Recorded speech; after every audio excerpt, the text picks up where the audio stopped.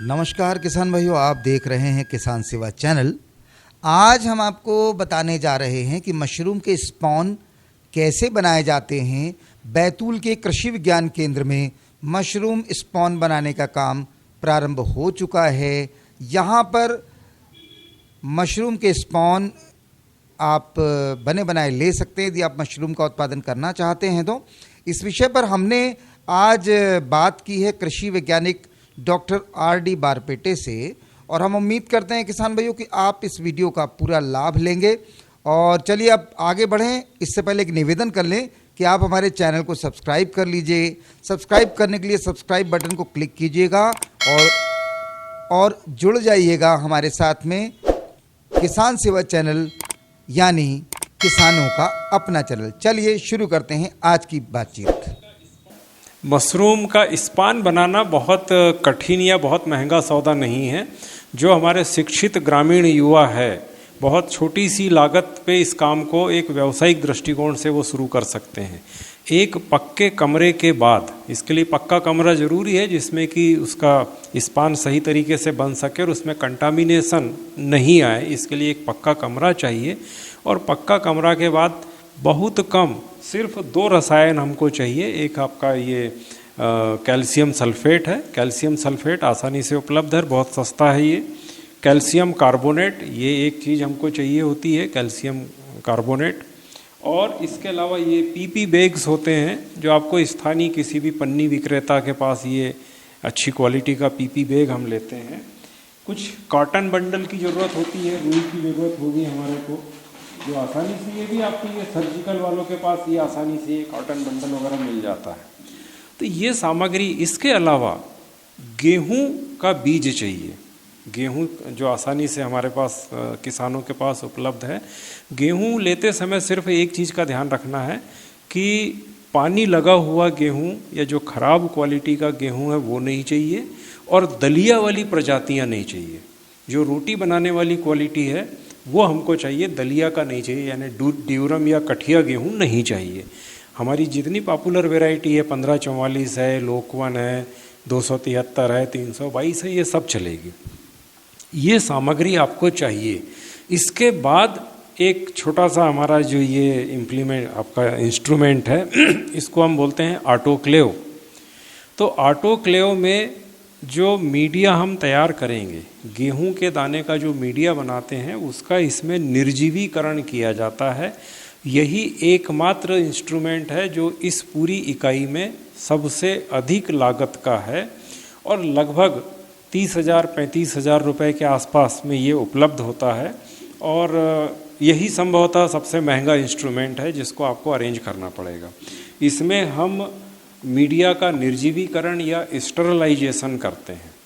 जो गेहूं है, गेहूं के दाने को उबालेंगे, उबालने के बाद हाफ बॉयल करते हैं, गेहूं फटना नहीं चाहिए इतना उबाल के, और इसमें उसको पन्नी में भर के और इसके अंदर रखते हैं। और रखने के बाद इसका निर्जीवीकरण, ये अंदर ये इसमें बास्केट है, ये आपकी बकेट है, इसके अंदर आप मीडिया को रख देंगे।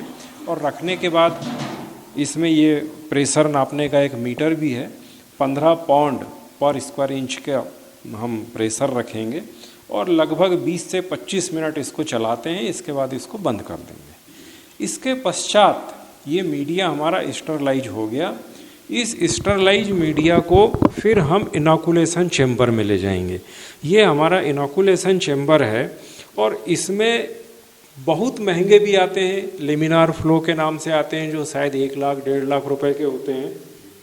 पर स्थानीय स्तर पे अगर आप मिस्त्री से इस तरीके का ये कांच का बक्सा बनाते हैं, और इसमें अंदर एक UV लैंप लगा है, अल्ट्रावायलेट लैंप अंदर जो लगा है वो UV लैंप है, जो इस पूरे चैम्बर को निर्जीवीकृत रखता है। शाम के समय आप इसको काले कपड़े से ढक दीजिए और उसको 1 घंटे भर के लिए UV लैंप को चालू कर दीजिए, उसके बाद बंद कर दीजिए, तो ये अंदर पूरी तरह से संक्रमण मुक्त हो जाएगा।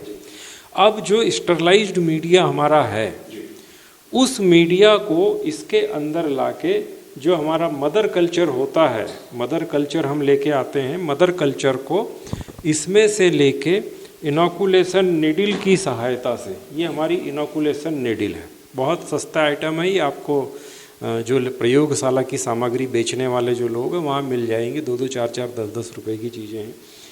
अब असेप्टिक कंडीशन में और इस मदर कल्चर को जो हमने मीडिया स्टरलाइज किया है उसके अंदर इनोकुलेट करते हैं, ट्रांसफ़र करते हैं, और फिर 25 डिग्री सेंटीग्रेड ±2 डिग्री के ऊपर आप उसको कहीं पे भंडारित कर दीजिए। अगर सामान्य तौर पे रूम टेम्परेचर हम कहते हैं, सामान्य स्थितियों में रूम टेम्परेचर के ऊपर आप इस मीडिया जिसमें हमने ये कल्चर को इनोकुलेट किया है या ट्रांसफ़र कर दिया है उसको आप रखेंगे तो उसमें बड़े अच्छे से ग्रोथ उसकी आती है। जैसे ये आपका दिख रहा है, ये आपका स्पान है, ये स्पान है। गेहूं के बीज के ऊपर हमने जो मटेरियल, जो फफूंद है उसको इनोकुलेट किया था और ये पूरी तरह से अब तैयार है। अगला आप इसका मशरूम उत्पादन कार्यक्रम में इसको आप ले सकते हैं, इसका उपयोग कर सकते हैं। तो तकनीकी रूप से थोड़ी सी कुशलता चाहिए और ये पूरा जो काम है प्रैक्टिस का है। तो ये आपने बताया बारपेटे जी की इस तरीके से आप यहाँ पर स्पॉन बना रहे हैं। जी हाँ। अच्छा, स्पॉन यदि कोई मशरूम उत्पादक खरीदना चाहता है, अगर किसान हमारे जो भी कृषि विज्ञान केंद्र के संपर्क में हैं, अगर वो लेना चाहते हैं तो उनसे निवेदन है कि थोड़ा सा हमको अग्रिम वो सूचित करें, अपनी मांग के अनुसार हमको आदेश दे दें कि साहब हमें 2 किलो चाहिए, 5 किलो चाहिए, 10 किलो चाहिए, या इन तिथियों में हमको इतना इतना मशरूम का स्पान लगेगा, तो निश्चित रूप से हम उनको ये दे पाएंगे। इस स्पान के साथ एक समस्या ये होती है कि स्पान बनने के बाद अगले 8 दिन, 10 दिन, ज़्यादा से ज़्यादा 15 दिन के अंदर उसने उपयोग हो जाना चाहिए। इसको हम लंबे समय तक भंडारित करके नहीं रख सकते कि महीनों हम इसको रख लें, वो संभव नहीं है।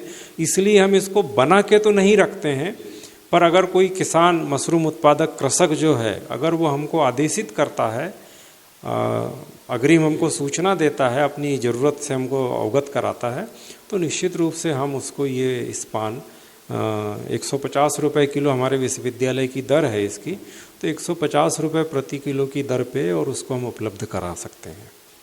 जी, तो इसके अलावा अच्छा ये कौन सी वैरायटी का मशरूम? अभी तो हम यहाँ पे प्लूरोटस, जो ओएस्टर मशरूम है, बड़ा कॉमन है ये, तो उसका प्लूरोटस फ्लोरिडा और प्लूरोटस सजर काजू, ये 2 प्रजातियों का स्पान हम यहाँ पे बना रहे हैं। ज़रूरत पड़ने पे, डिमांड आने पे हम दूसरी प्रजातियों के भी स्पान यहाँ पर बना सकते हैं। तो एक तो जो मशरूम उत्पादक कृषक है वो यहाँ से स्पान ले सकते हैं, और जो ग्रामीण बेरोजगार शिक्षित युवा हमारे हैं वो यहाँ पे आके सीख भी सकते हैं कि स्पान कैसे बनाया जाए, ताकि वो इसी को एक व्यवसाय के रूप में शुरू कर दे। कृषि विज्ञान केंद्र यहाँ व्यवसाय नहीं कर रहा है, हम तो किसानों की मदद कर रहे हैं। पर जो ग्रामीण युवा जो शिक्षित हैं, बेरोजगार हैं, तो मैं उनसे निवेदन करूंगा कि वो इसको एक व्यवसाय के रूप में अपना सकते हैं। तो जो भी हमारे मशरूम के उत्पादक कृषक है उनको वो स्पान बना के बेच सकता है और इससे एक अच्छी खासी धनराशि वो कमा सकता है।